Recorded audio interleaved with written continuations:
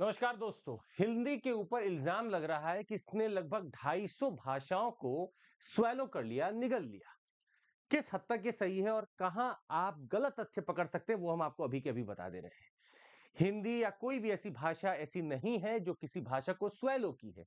हाँ, ये हो सकता है कि हिंदी ऑफिशियल व्यवचारों में या काम के लिए हो सकता है हिंदी या अन्य भाषाएं आगे आ चुकी हो और बाकी की भाषाएं थोड़ी पीछे रह गई हो। ये हो सकता है, पर हिंदी ने किसी को निगला हो, खाया हो, खत्म कर दिया हो, ये पॉसिबल नहीं है। इस इमेज के माध्यम से ऐसा आप समझिएगा कि हिंदी अपने अलग-अलग अवतार में भोजपुर में भोजपुरी जैसी निकलती है, तो हो सकता है कि राजस्थान में मारवाड़ या मारवाड़ी जैसी निकलती हो। ये हिमाचल में हो सकता है हिमाचली या फिर पहाड़ी जैसी निकलती हो, पर ये सब ऐसी भाषाएँ हैं जो आज भी बोली जाती हैं और हिंदी ने इनमें से किसी को भी खतरा नहीं पहुँचाया है।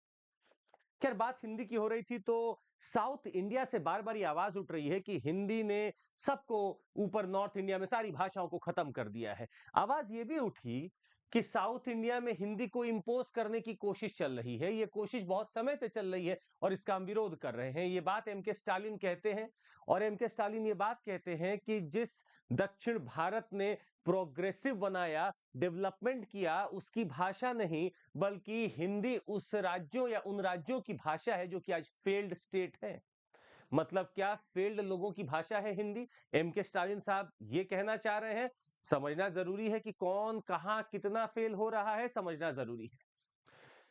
इन्होंने अपने ट्विटर अकाउंट पे लिखा, my dear sisters and brothers from other states, क्या आपने कभी सोचा है कि इंडियन लैंग्वेजेस जो हिंदी खा चुकी हैं, भोजपुरी, मैथिली, अवधी, ब्रज, बुंदेली, गढ़वाली, कुमाऊं, मगही, मरवाड़ी, मालवी, छत्तीसगढ़ी, संथाली, ना जाने कितनी इन्होंने भाषाएं लिख दी हैं कि इसको हिंदी खा चुकी है। पर क्या इनके पास कोई तथ्य है कि लैंग्वेजेस खा चुकी हैं? क्या आज भी भोजपुरी नहीं बोली जाती? अभी हम आपको भोजपुरी का क्रेज दिखाने वाले, थोड़ा वेट करिएगा, आपको अगले कुछ क्षणों में भोजपुरी का क्रेज मिलेगा। आपको समझ में आएगा कि क्या वाकई में सत्य है। ये हमने माना कि ये जो बेल्ट पूरा आज आप अपने सामने देख रहे हैं, पूरा हिंदी बेल्ट है और इस हिंदी बेल्ट में बहुत सारे डायलेक्ट्स बोले जाते हैं। अब एक डायलेक्ट और लैंग्वेज में फर्क क्या है? लैंग्वेज एक प्रॉपर ग्रामर और वर्ड्स का यूसेज है जो कि कम्युनिकेशन में काम आती है। डायलेक्ट एक रीजनल स्पेसिफिकेशन हो सकती है, मॉडिफिकेशन हो सकती है उसी लैंग्वेज की। तो अगर आप ब्रजभाषा बोल रहे हैं तो हिंदी से ही प्रभावित है। अगर आप मगधी बोल रहे हैं तो उसमें भी हिंदी का एलिमेंट है। तो ये सारी भाषाएं लगभग हिंदी के आसपास ही रहती हैं और हिंदी ने इनको किसी को भी नहीं खाया। मारवाड़ी आज भी बोली जाती है, मेवाड़ी आज भी बोली जाती है, भीली आज भी बोली जाती है। बस अगर आपको एक ऑफिशियल व्यवचार करना हो तो वहां पर आप ऐसी भाषा अगर लिखेंगे जो हो सकता है पूरे राज्य में ना समझी जाती हो तो प्रॉब्लम होगी। तो हिंदी बेल्ट तो हमने ये माना है। हम आपको ये भी बता दें, ये वो राज्य आपके सामने हैं जिन्होंने हिंदी को अपना ऑफिशियल लैंग्वेज बनाया है। ये सब वही हिंदी बेल्ट हैं जो आप छत्तीसगढ़, झारखंड, बिहार, उत्तर प्रदेश, उत्तराखंड, हिमाचल प्रदेश, हरियाणा, राजस्थान, गुजरात देख रहे हैं। ये वही राज्य हैं जिन्होंने हिंदी को अपना ऑफिशियल लैंग्वेज भी बनाया और हम इस बात से भी बिल्कुल मानते हैं कि हाँ, हो सकता है कि इन राज्यों में मोस्ट स्पीकिंग पीपल हिंदी के नहीं है। ये बात भी हम मानते हैं। हो सकता है भाई राजस्थान आप जाएंगे तो राजस्थानी और उसके डायलेक्ट और बोले जाएं, हिंदी कम बोले जाएं। हिमाचल प्रदेश में भी ये बातें सत्य होंगी। पर हमने हिंदी को आखिर ऑफिशियल लैंग्वेज बना क्यों दिया? क्योंकि आप एक तो नेबरिंग राज्यों को जब देखते हैं, अपने पड़ोसी राज्यों को देखते हैं, तो आपको हो सकता है बहुत पत्राचार करने पड़ेंगे। आपका हाई कोर्ट सिस्टम भी चलता है, आपके बाकी कोर्ट सिस्टम भी चलते हैं, आपके पास लॉज है, लीगैलिटी है, आपके पास एजुकेशन सिस्टम है। क्या मैं अपनी भाषा में सब कुछ दे सकता हूं और कोई व्यक्ति अगर राजस्थान का है तो वो झारखंड जाकर अपने आप को ऐसा महसूस करे कि मुझे कुछ पता ही नहीं है? इसीलिए इस बेल्ट में कॉमन एक हिंदी निकल कर आती है। पर ऐसा बिल्कुल गलत होगा कहना कि गोंडी गायब हो गई या भीली गायब हो गई। ये सब आज मौजूद हैं, लोग बोलते हैं और इनके अच्छे खासे भी स्पीकर्स हैं। बात ये भी सत्य है कि कुछ हमारे पास ऐसे लैंग्वेजेस और डायलेक्ट है जो आज खोते चले जा रहे हैं। भारत में ऐसे 19 लैंग्वेजेस थे जो अभी एक्सटिंक्ट हो चुके हैं और 151 खत्म होने की कगार पर है। बचाना तो उनको चाहिए। वो क्यों खत्म हो रहे हैं? क्योंकि उनके स्पीकर्स धीरे धीरे खत्म हो रहे हैं। लोग हो सकता है कि हिंदी को ही सिर्फ अडॉप्ट कर चुके हो, इसलिए उसमें खत्म हो रहे हो। तो हमें सबसे पहला कदम तो ये उठाना है कि जो लोकल भाषाएं हैं, जो रीजनल भाषाएं, उनकी रिपोजिटरी बनाओ, डायलेक्ट को प्रिजर्व करके रखो। ये सबसे ज्यादा जरूरी स्टेप होगा पहला। खैर, अगर हम 2011 का सेंसस देखें तो बढ़ते हुए आज हिंदी के स्पीकर्स आ चुके हैं पूरे भारत में 43.8% या 44% मोटा मोटी पकड़े तो लोग हैं जो हिंदी बोलते हैं।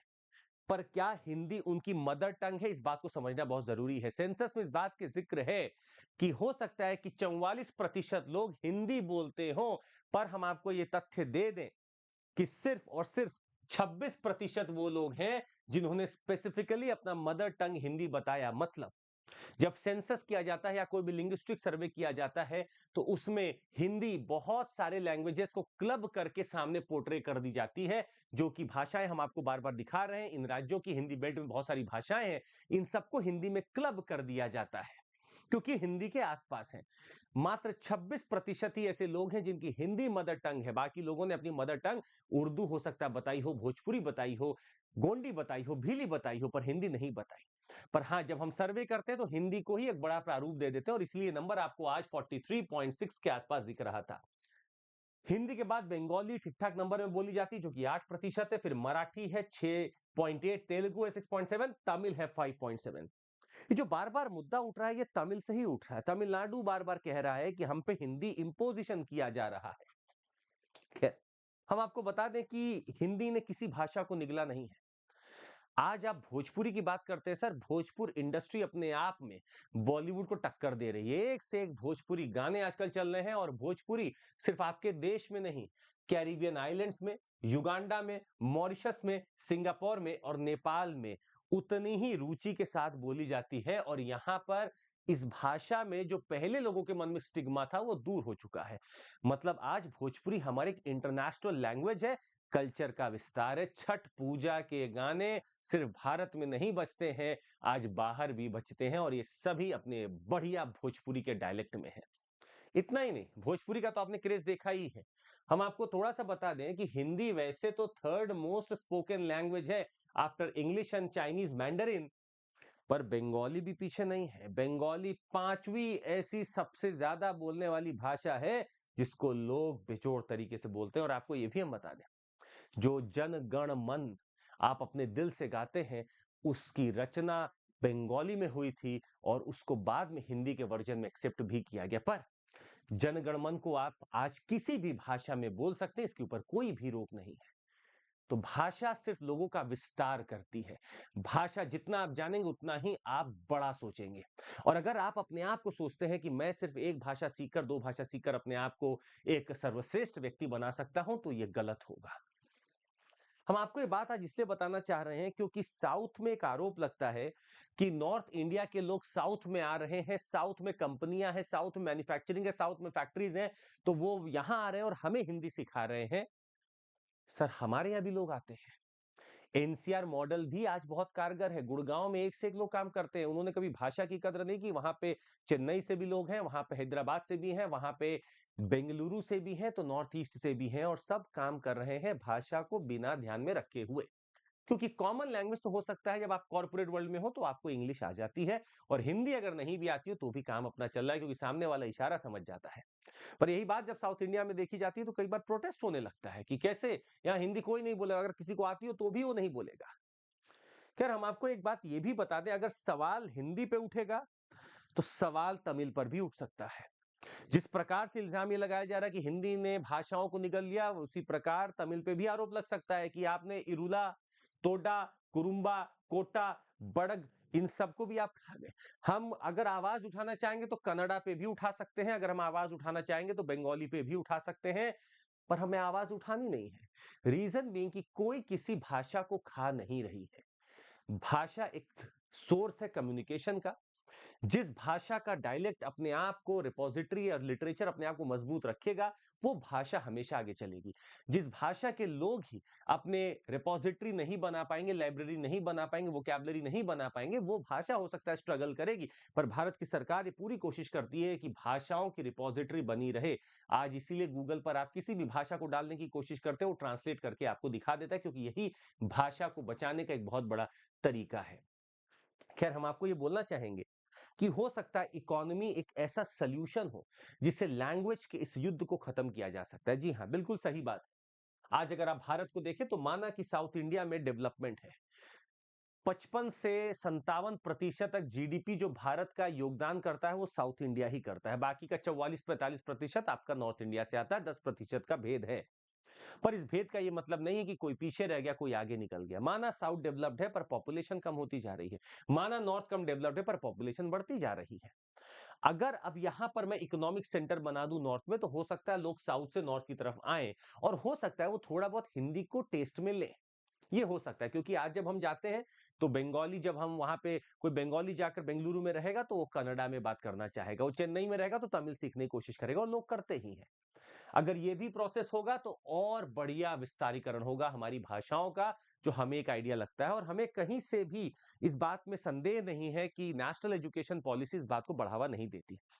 नेशनल एजुकेशन पॉलिसी बहुत क्लियर है कि हम किसी भाषा को इंपोज नहीं कर रहे हैं। आप एक इंग्लिश सीख लो और दो कोई भी आप मॉडर्न लैंग्वेज सीख लो।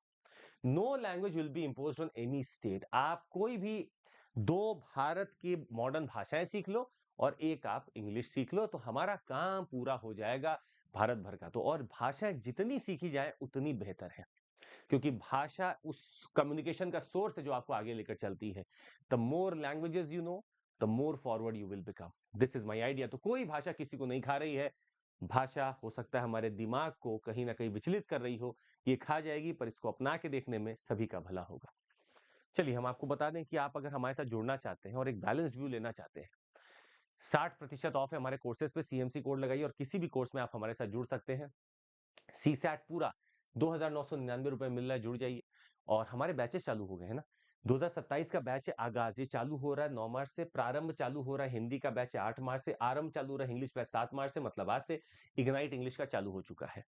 साथ ही में आपको क्रैश कोर्स हम दे रहे हैं प्रीलिम्स का, ओनली 9999। सीएमसी कोड लगाइए, जुड़ जाइए। और all India prelims mock test भी हमारा हो रहा है, उसमें आप जुड़ सकते हैं। सीएमसी कोड लगाइए, all India prelims mock test में भी आप जुड़ सकते हैं। That would be all from my side. Thank you so much, take care, जय हिंद।